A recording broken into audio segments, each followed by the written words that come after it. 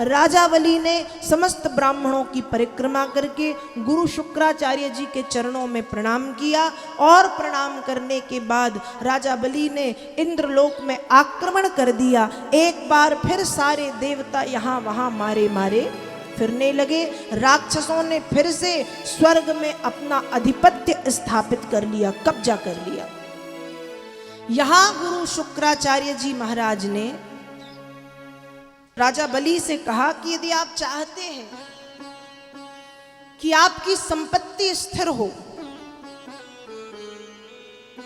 तो आप 100 अश्वमेध यज्ञ करो।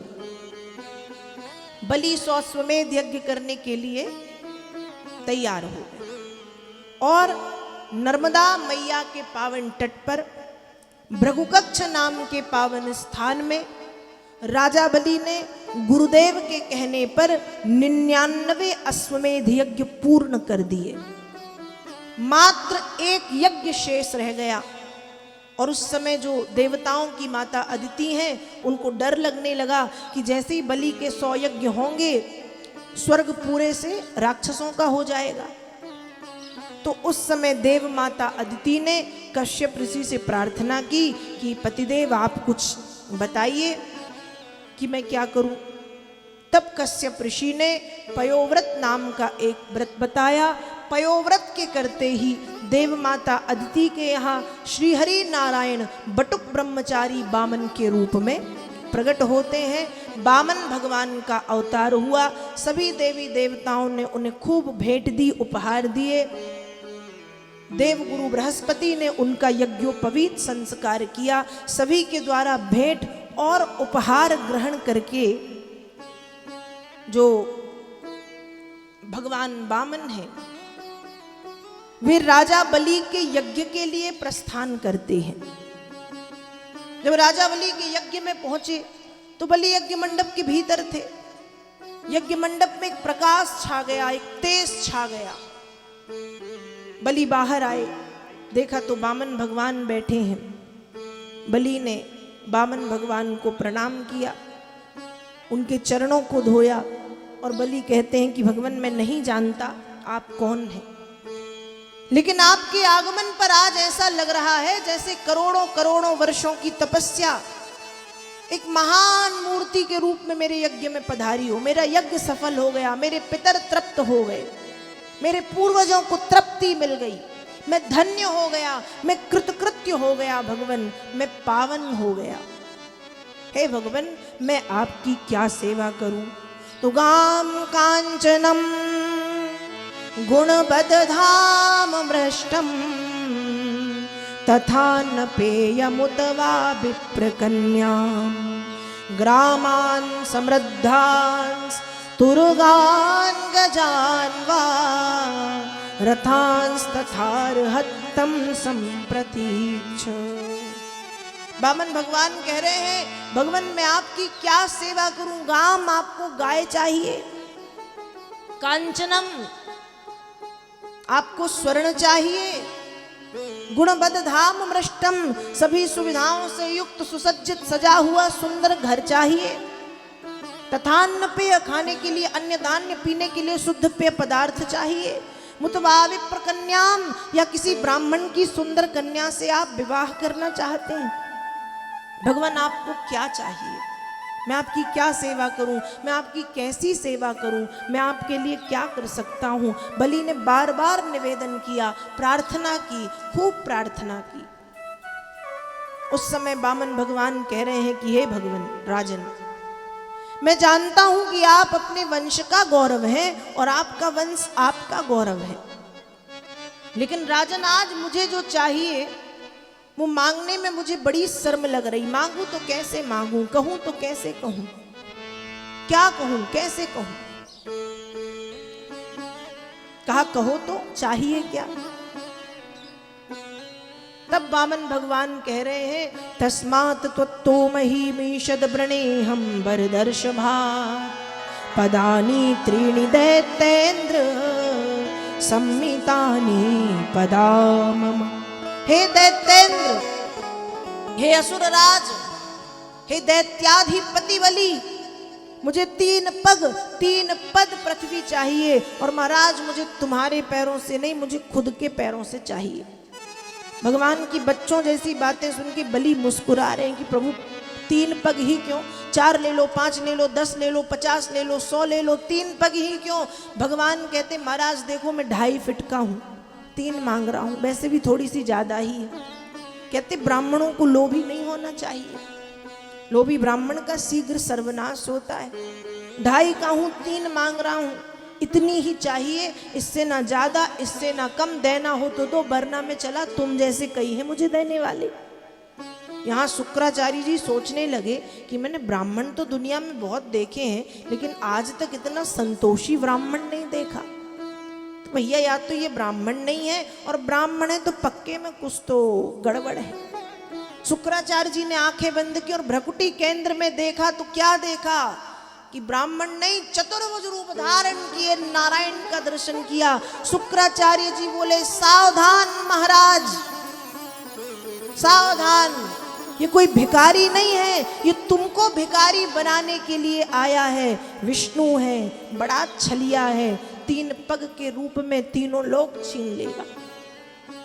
अब जैसे ही बलि ने सुना कि ये भगवान है, तो अब तक बलि के मन में भाव था कि मुझे देना है, लेकिन अब बलि के मन में ये भाव है कि आज भले स्वयं को क्यों ना देना पड़े, आज भले खुद को क्यों ना देना पड़े, अपने आप को क्यों ना देना पड़े, पर दे दूंगा।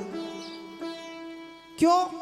बलि सोच रहे हैं कि जो दुनिया को देता है, जगन्नाथा स्वामी नयन पथगामी भव, तुम दुनिया को देने वाला कौन? जगन्नाथ। कहते हैं ना, जगन्नाथ के भात खो जगत पसारत हाथ, दाता एक राम भिखारी सारी दुनिया, राम एक देवता पुजारी सारी दुनिया। तो जो जगन्नाथ है, जो दाता है, जो जगत पिता है, आज वो जगत पिता मेरे सामने हाथ फैला के खड़े हैं, इससे बड़ा सौभाग्य मेरा क्या होगा। बलि मन में सोच रहे आज भले अपने आप को क्यों ना देना पड़े, दे दूंगा, सौंप दूंगा इन्हें, अपने आप को समर्पित कर दूंगा, इन्हें अपने आप को सब कुछ दे दूंगा। बलि के मन में ये भाव आए, और जब बलि के मन में ये भाव आए, सुंदर भाव, तो बलि के सुंदर भावों को भगवान भी समझ रहे हैं। बलि कहते हैं अभी तक था कि दान करना है, अब है कि सब कुछ देना है। शुक्राचार्य जी के समझाने पर भी बलि नहीं माने, और बलि कहने लगे कि प्रभु आप तो संकल्प पढ़िए, मैं संकल्प करता हूँ। लेकिन जब संकल्प पढ़ने की बारी आई तो जलपात्र में शुक्राचार्य जी कचरा बन करके बैठ गए, मतलब जलपात्र से जलाना बंद हो गया। भगवान बोले महाराज लगता है तुम्हारे जलपात्र में कोई कचरा वचरा घुस गया है, साफ करना पड़ेगा। कहा सरकार कचरा घुस गया तो साफ कर दो। भगवान ने भी कुसा लिया, जलपात्र के भीतर डाला। जैसे ही कुसा जलपात्र के भीतर गया, शुक्राचार्य जी बैठे थे, आंखें बड़ी करके देख रहे थे। उनका एक नेत्र गोविंदाय नमो नमः, एक नेत्र फूट गया। ध्यान रखिएगा, धर्म के कार्य में जो बाधा डालता है उसका हाल यही होता है। आप धर्म के काम में सहायता नहीं कर सकते, मत करो, पर कम से कम बाधक भी मत बनो। शुक्राचार्य जी का एक नेत्र फूटा, जलपात्र से बाहर निकले, यहाँ जल निकलने लगा। 3 पग पृथ्वी का संकल्प राजा बलि ने भगवान को दिया है। पहले पग में संपूर्ण पृथ्वी को, दूसरे पग में आकाश और स्वर्ग को नापा। बलि के पास स्वर्ग लोक था, आकाश लोक था, पृथ्वी लोक थी। 3 लोक भगवान ने 2 पग में नाप लिए। अब भगवान कहते महाराज तीसरा पग नहीं दोगे क्या? 3 पग की बात हुई थी, एक पग में पृथ्वी, दूसरे पग में स्वर्ग और आकाश, तीसरा पग नहीं दोगे क्या? बलि कहते सरकार मेरे पास तो जो था वो आपने 2 पग में नाप लिया। भगवान ने कहा तो क्या समझूं, संकल्प अधूरा छोड़ोगे? बलि ने कहा भगवान मैं भी पढ़ा लिखा हूं, इतना तो जानता हूं कि धन से बड़ा धनवान होता है। इस धन का मालिक मैं और मेरी पत्नी है। तीसरे पग में आप मुझे और मेरी पत्नी को नाप लीजिए। राजा बलि और राजा बलि की पत्नी दोनों लेट गए। तीसरे पग में भगवान ने उन्हें नाप लिया और तीसरे पग में जब भगवान ने उन्हें नापा, उस समय जो राजावली की माँ थी वो नाच नाच के कह रही हैं, भली भई मैं ना मरी अपने पति के साथ, ऐसा समय कब देखती जब हरि पसारे हाथ। राजावली की माँ कह रही है, अच्छा हुआ मैं अपने पति के साथ मृत्यु को प्राप्त नहीं हुई। यदि मैं अपने पति के साथ मर जाती तो ये शुभ समय मुझे देखने के लिए नहीं मिलता। कैसा शुभ समय कि जिन जगन्नाथ के बात को पाने के लिए जगत हाथ फैलाता है, वो जगन्नाथ मेरे पुत्र के सामने झोली फैला करके खड़े। अच्छा हुआ पति के साथ नहीं मरी, मर जाती तो ये शुभ समय नहीं देख पाती। भगवान ने तीसरे पग में बलि को नापा और फिर भगवान ने बलि को बना लिया बंदी, रस्सी से बांध के खड़ा कर दिया। बलि हो गए भगवान। फिर भगवान को दया आई तो भगवान कहते हैं, तुम्हारी भक्ति से, तुम्हारे समर्पण से मैं प्रसन्न हूं। बलि तुम बताओ, तुम अब क्या चाहते हो? देखो बलि, पृथ्वी है मनुष्यों के लिए, स्वर्ग है देवताओं के लिए, राक्षसों के लिए है पाताल। तो मैं तुम्हें पाताल का राजा नियुक्त करता हूं, राक्षसों को लेकर के तुम पाताल लोक में निवास करो। बलि, और इसके अलावा क्या चाहते हो? बलि ने पाताल स्वीकार किया और बलि कह रहे हैं कि भगवान मुझे कुछ नहीं चाहिए। भगवान ने कहा फिर भी कहो क्या चाहिए? बलि कहते हैं ठीक है, यदि आप कहते ही हैं तो मांगता हूं। बलि ने क्या मांगा होगा? धन, संपत्ति, स्वर्ग, आकाश, पृथ्वी, 14 भुवन, ब्रह्मांड, क्या मांगा? बलि ने परम धन मांग लिया। बलि क्या कह रहे हैं? बलि कह रहे हैं भगवान, यदि मैं पाताल का राजा बनूं तो पाताल लोक में मेरी नजरों के, मेरी आंखों के सामने 24 घंटे नारायण मेरा द्वारपाल बन करके आप खड़े रहेंगे। मेरा द्वारपाल बन करके आप खड़े रहेंगे। भगवान भी भक्त के बंधन में बंधे हैं। भगवान ने कह दिया तथास्तु। यदि आज बलि पाताल के राजा हैं तो बलि के पाताल लोक में द्वारपाल बनकर के नारायण बलि की सेवा में 24 घंटे खड़े हैं। ये भक्त की भक्ति है जो भगवान को बांध देती है। और बलि की भक्ति में बंध करके भगवान ने बलि को द्वारपाल बनने का वरदान भी दे दिया।